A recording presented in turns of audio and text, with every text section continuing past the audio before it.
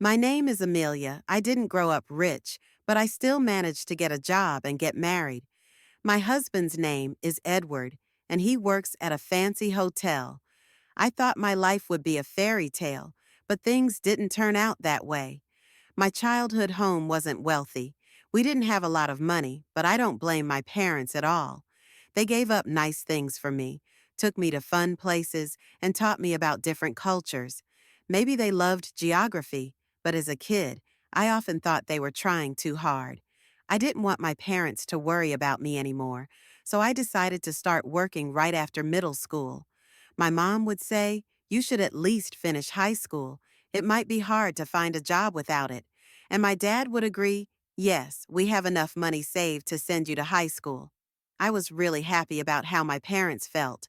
But more than that, I really wanted to make life easier for them as soon as possible. "It's okay. The sooner I start working, the sooner I'll start earning more," I said, not very hopeful of myself, but like my parents said, there was no guarantee I would find a job. During that time, I had a friend named Jessica who had moved here from another country when we started middle school. Her family wasn't rich either, which might be why we got along so well and always hung out together. Jessica could speak some English, so we managed to communicate. Without realizing it, I started learning Spanish by talking with her. By the time I was in ninth grade, I could speak Spanish pretty well. Maybe it was my Spanish skills that helped, because surprisingly, a travel agency decided to hire me. They saw value in my ability to speak Spanish. Jessica and I, having both left school after middle school, started working and gradually lost touch. I focused on my job, determined to earn money. Time passed quickly, and soon I was 26 years old. I often used a lounge in a hotel for work. It was fancy but cozy, and the snacks and coffee were reasonably priced. We had our meetings there with the staff. The waiter working there at the time was Edward. The hotel hosted many foreigners, so he spoke Spanish too. Sometimes I would be there with foreign guests. Maybe because we both spoke Spanish, we connected right away.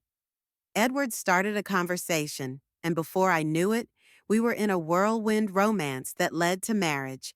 For a girl from a poor family, getting married was a big deal. I expected to start an exciting new life. However, reality was quite different. When we were getting married, Edward had a request. "If it's okay with you, Amelia, I'd like us to live at my family home," he said. His father had passed away a few years ago, and he was worried about his mother living alone. Her energy levels were dropping, and having someone around to help her seemed like a good idea. Since I worked remotely, Edward thought it would be convenient for me to stay home, look after his mother, and handle the household chores. On the flip side, Edward often worked long hours and wasn't home much. With his rare days off, having me, a home-based worker, around must have seemed like a good arrangement to him. But I couldn't agree to it right away. When I first visited Edward's family home to introduce myself before our marriage, his mother reacted strangely. After asking about my education, she said, "Amelia, which university did you graduate from?" When I honestly replied, "Well, I didn't go to college. I only finished middle school," my mother-in-law went silent and just looked at me. Her expression showed she looked down on me. "Oh, middle school," she said with disdain. Because of this, I thought living with her might not be easy, so I mentioned my concerns to Edward casually. "Edward, do you think your mom has some doubts about me?" I asked him. He chuckled a bit and replied, "Nah, that's not true. Mom trusts me, and I'm sure she doesn't have any bad feelings toward my wife either." His words made me think, maybe, I was worrying too much. Edward also promised that if any issues arose, he would talk to his mother for me. With that reassurance, I agreed to move in with his family. But once I started living there, things weren't as smooth as I'd hoped. It was a harsh reality check. Whenever Edward and I visited his family's house, his mother would speak to him with such warmth. "Edward, thank you. I'm so grateful you're living with me," she would say. And Edward would respond, Of course, I knew it would help you out. They seemed like such a close mother and son, but towards me, my mother in law's attitude was completely different, cold even. Well, Amelia, just make sure you don't hold Edward back, she'd say emotionlessly, as if she were giving orders to a servant. It was clear she still looked down on me, but at that moment, Edward stood up for me. Don't worry, Amelia is doing a great job working too, he said. However, when I mentioned this, my mother in law briefly looked stern, a detail I didn't miss.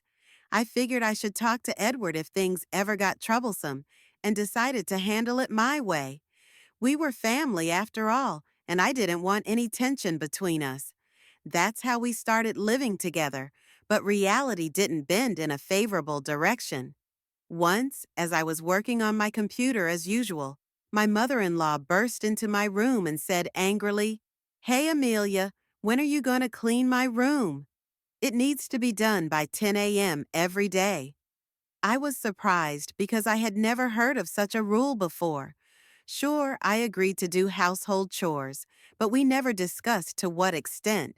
If she had just told me kindly from the beginning, that would have been fine. After all, I have my own job and can't be available all the time. However, arguing wouldn't be mature, so I quickly finished my work, apologized, and started cleaning her room. Meanwhile, my mother in law was just relaxing in the living room, watching TV and eating snacks.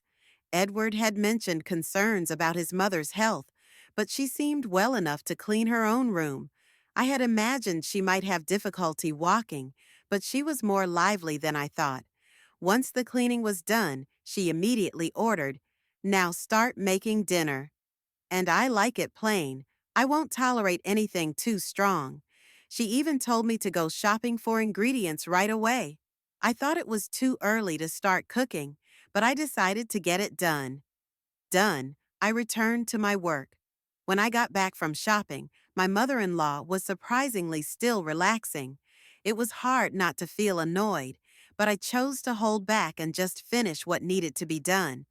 I thought maybe she was testing me, hoping she'd understand in time, but that hope lingered for months. There were days when she complained about me being just 5 minutes late with the laundry, or that the bathtub wasn't cleaned perfectly, nitpicking to an almost obsessive degree. Before I knew it, I ended up doing all the chores around the house, while my mother in law just lounged around. Honestly, if she had the energy to nitpick, she could very well do some chores herself. I started to worry that if this continued, it would start affecting my job too. That was the last thing I needed, so I decided to wait until the evening to talk to Edward about it. Once my mother in law had gone to bed, I told him everything. "Hey, I think your mom just doesn't like me. I'm getting so tired of being constantly criticized." But Edward just chuckled and said, "Come on, that can't be true. Mom's a kind person. There won't be any issues as long as Amelia doesn't do anything strange. Please try to get along with her." He didn't believe me. Maybe it's because she's always so sweet to him and never complains to him. In fact, when Edward's around, my mother in law says, "Amelia, why don't we take a break and have some tea?" But even knowing that, there's a limit to my patience with this kind of life. I spend all day doing household chores and end up having to work on my job at night. To be honest, my trust in Edward is starting to fade.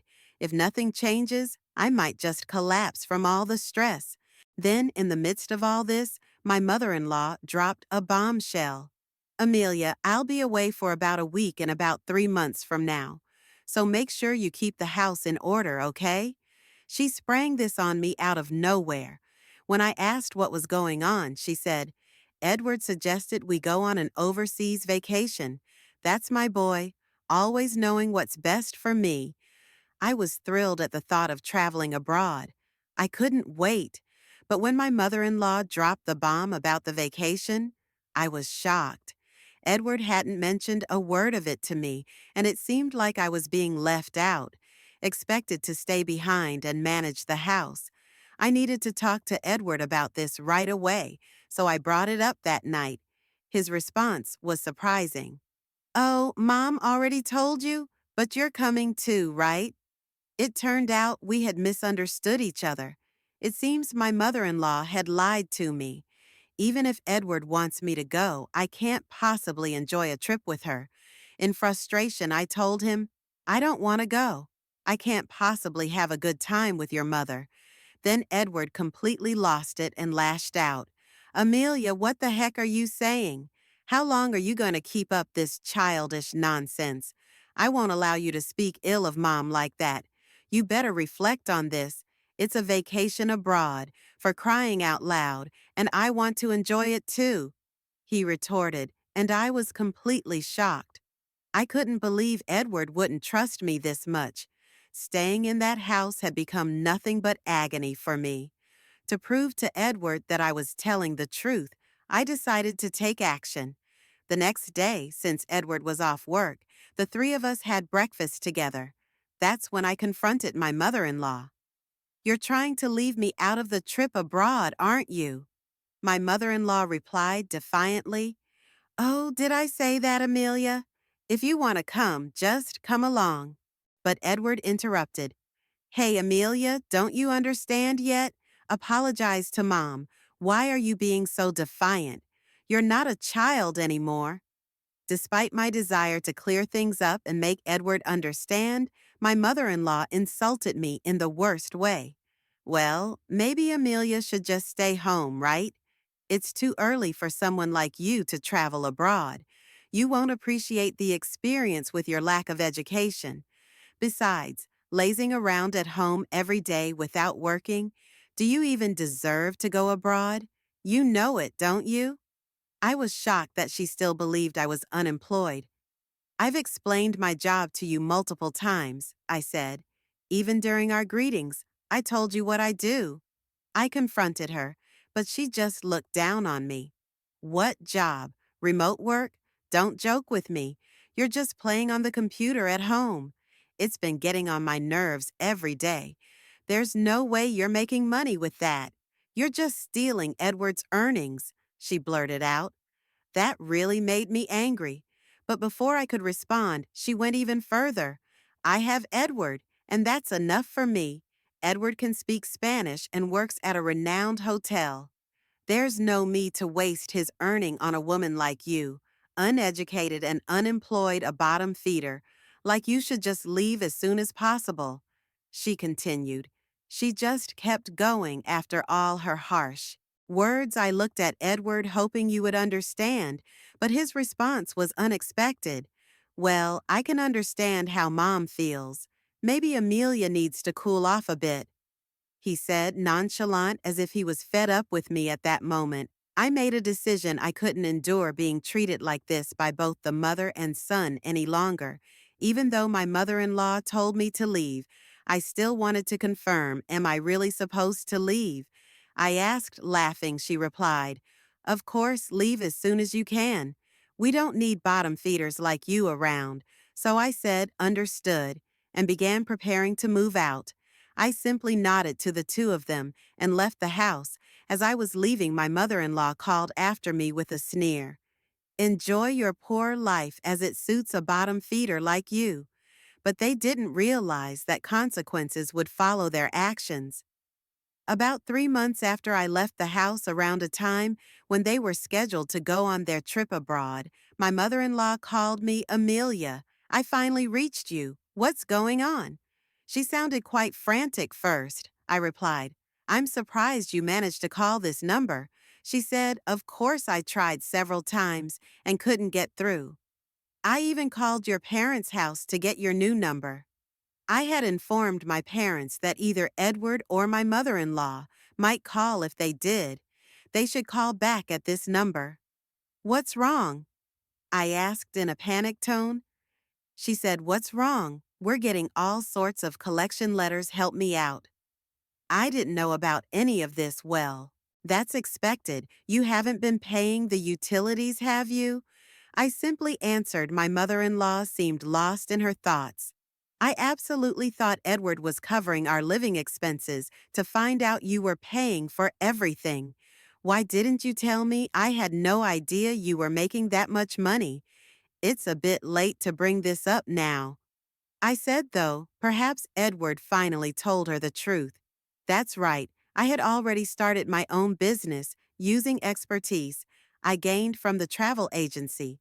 I used to work for a travel agency, and now my own business had grown to the point of earning $20 million, dollars, being widely accepted around the world. What shocked my mother in law even more was probably Edward's income. Just because he worked in a lounge at a well hotel didn't mean he was making a lot of money. If anything, Edward was just an average worker on the lower end of the pay scale. And speaking Spanish at that hotel was nothing special. There were many Spanish speakers there, even if he could speak it. It wasn't anything remarkable. There's no way his income could cover the living expenses for 3 people in reality. Just making ends meet for himself was all he could manage. It's ridiculous that she hadn't realized until a collection notice came that I was the one paying all the living expenses for my husband's family. But the more I listened to my mother-in-law, the more shocking facts came to light. The reason why she insisted on me living with them wasn't to keep an eye on her. It was because she had been living off my father-in-law's wealth. Blinded by a temporary influx of cash, she had spent lavishly until there was nothing left. That's when she turned to Edward, presuming he was earning well. But Edward knew his income was low, and he was somewhat aware of my earnings, with which is why he turned to me for help. Hearing this only confirmed how irresponsible they were, but their irresponsibility didn't stop there. By the way, are you managing to make the car payments? My mother-in-law exclaimed, raising her voice. Exactly, both Edward and I have bills piling up since you moved out. I've been receiving more and more credit card statements addressed to both of us. The amounts due each month kept increasing, and before I knew it, they amounted to quite a sum. Their level of luxury spending was beyond me. I have no idea how they were spending without paying the living expenses. But Edward's bills had surpassed his salary, and my mother-in-law hadn't stopped her old habits of lavish spending. It seemed they had both gotten themselves into debt now, telling over $440,000. What's even more shocking is they thought Edward would somehow manage it if it was just a bit of debt. As when mother-in-law put it, and Edward thought I would take care of it if things got tough. The level of dependence in grown adults was appalling. Beyond exasperation, I was starting to feel the danger. So when my mother-in-law brazenly said, "So Amelia, you can sort this out for us, right?" I was astonished by her audacity. I made it clear to her, after everything that's happened, you're asking for help now. There's no way in helping. That's when Edward suddenly took the phone. He said, "Hey, Amelia, you're my wife. You have a duty to help us out. Do something. We can't pay this off." I couldn't believe their nerve, but I did offer him a glimmer of mercy. "So, you want to come over?" "I might consider it if you do." He was immediately enthusiastic. "Oh yeah, you'll let us stay, and you'll sort out the money? Then let's do that. Where's your place? I'll head there right now," he said eagerly. I had to be honest. "Well, if you can make it, I'm in Hawaii right now. I have a vacation home here," I said. Both Edward and my mother-in-law couldn't hide their shock. "What? You mean Hawaii? We can't afford to go there right now." Edward panicked. I calmly replied, "Weren't you planning to travel abroad? Just swing by Hawaii. Your mother would love it. And you did ask my family for my phone number, right? Didn't you realize it was an international number?" I added, "Oh, and don't forget the cost of this call.